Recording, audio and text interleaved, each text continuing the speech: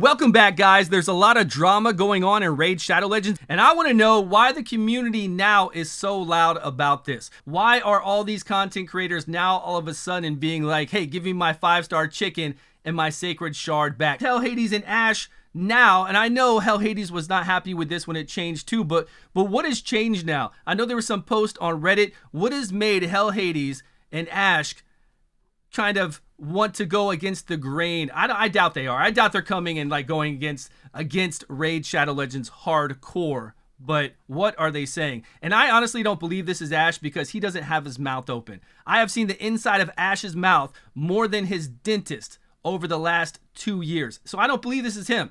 Tipping point. This is the tipping point for content creators of Raid. What's going on? We all said we want our chicken back. We all said we want our sacred shard back. But we were like, okay, we're going to get Cleopatrix.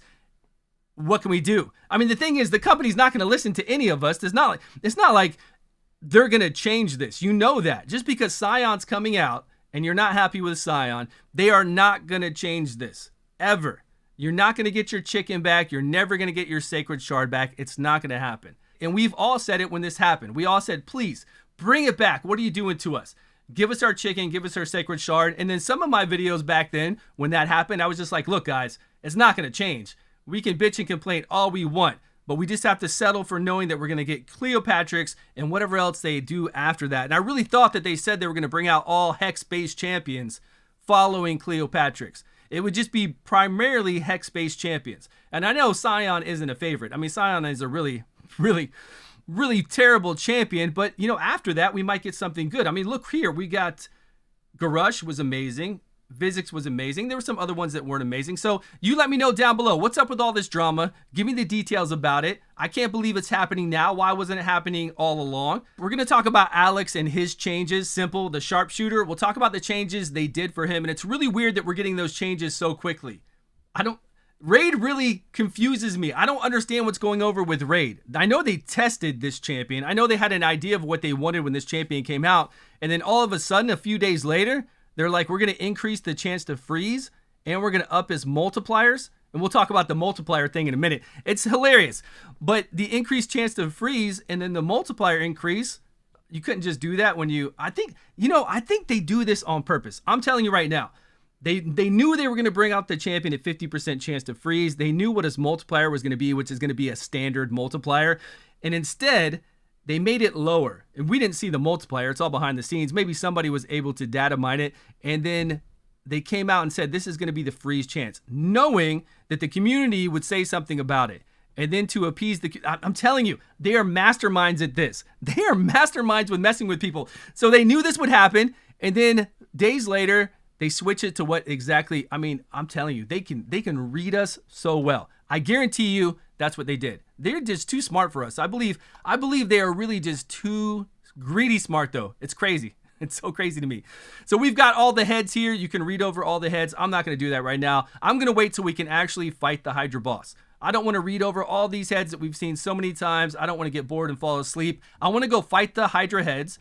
I think it's better for us to play it out and play test it. And up here is where they talk about, here at this top part, for several weeks they're going to cut the silver costs to re-gear, and they're going to give us a chance to fight this, and at any time we can back out of the Hydra boss and we won't lose our key, so we can practice teams over and over again. The gear sets down here that we know all about. I think this new champion is going to be released when the Hydra boss is released, a new void champion. You can read over what this one does. Pretty cool stuff. We've got Hex again. I don't know, I'm not a big fan of seeing Hex in all these champions coming out. I'm really not. But here for our sharpshooter guy, there it is. He has a 35 to a 50% chance to freeze, which I guarantee you're going to need books to get him up to 50%. And then your damage output of his A2 and his A3 skill will be increased. Now, talking about damage output is a really weird thing in this game. This game really has 99% of its champions standard to just the same exact output of damage. The multipliers are almost equal for everyone in this game. Except for, there's a few out there that are a lot different, right? Especially when Trunda hits twice, when Candrafon's under Veil.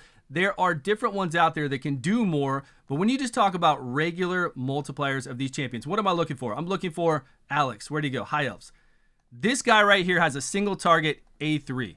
I bet you it's not even going to be a 6 or a 7 multiplier. There's a lot of people out there that have a 6 or a 7 multiplier for that single target hit, and somewhere around there is what it should be.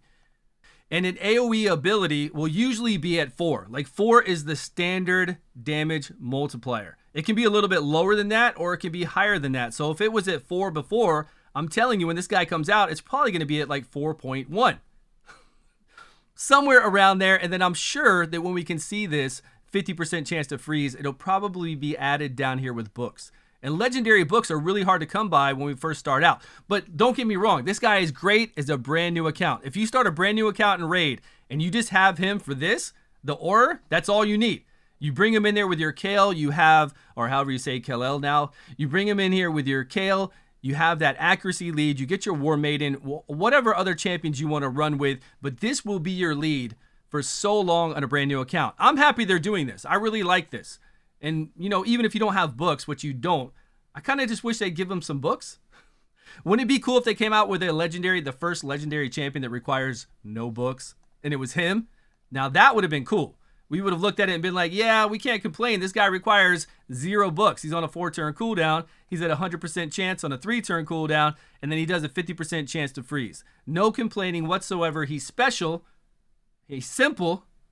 So make it really simple and take away the need for books. That would have worked out. I would have been really happy about that. But I'm not mad about this champion. We didn't know it was coming out. It's all free. We're getting that gear for logging in. It's not the lifesteal gear anymore, but that was a 4-star lifesteal gear compared to this 6-star we're getting right now. Isn't it 6-star? I'm pretty sure it is. And the 4-star lifesteal was really good, but you can go farm that lifesteal gear. You can replace it. It was good because it had set stats. Like, we knew what it was going to be for that lifesteal gear. We just had to get really lucky and roll into the sub-stats that were the best ones, but they were always the same for everybody, so we knew what it was going to be. On these, I'm not so sure what we're getting. I honestly haven't even looked. Where am I? Do I even know how to navigate this game anymore? News, simple. The simple guy, right. So 6-star, yeah, epic. I should go find these pieces. Let's go look. Let's see what we're working with and see if everybody out there has the same exact pieces. Let me know that. Let me know if it's like a standard piece that we all get. That's not the weapon. Did I do something? Well, oh, maybe these two aren't. Speed, accuracy. Okay, did everybody get speed and accuracy? Speed and resistance is fine. And then we got HP. HP with speed and accuracy. This is actually really good to keep him alive, if that's what we all got. That's all we've got for tonight, everyone. I did not look at that Reddit post yet. I know it's the same stuff about Chicken and Shard. I don't really feel like I need to go back and hash over what the community was already in an uproar about before. I can guarantee you that it's not going to change no matter what we do. So there's no reason to be sour or mad at the game. This is a wonderful turn-based gacha game. We all love it. Let's just be thankful for the things we get. We need to be thankful for that because it could be a lot worse. Come on, we're dealing with Raid. We know it could be a lot worse. This Christmas theme is getting me in the Christmas spirit. I just want to wish you all a wonderful holidays. Please subscribe if you haven't, and I will see you all in a video soon.